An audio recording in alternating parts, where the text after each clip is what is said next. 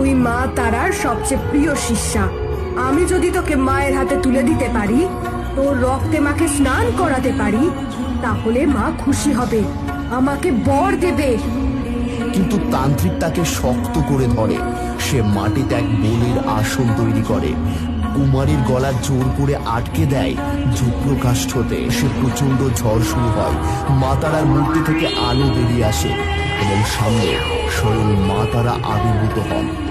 পাপী, তুই আমার নামে আমারই সন্তানের রক্ত চাইলি। ওর এই অধর্মের জন্য আমি তোকে অভিশাপ দিচ্ছি। না না মা, আমায় ক্ষমা করো, আমি ভুল করেছি।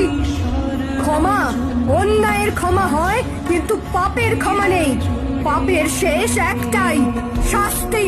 এরপর এক প্রবল আগুনের স্ফুলিঙ্গ তান্ত্রিকের শরীরে আছড়ে পড়ে এবং সে চিৎকার করতে করতে মন্দিরের বাইরে ছিটকে পড়ে।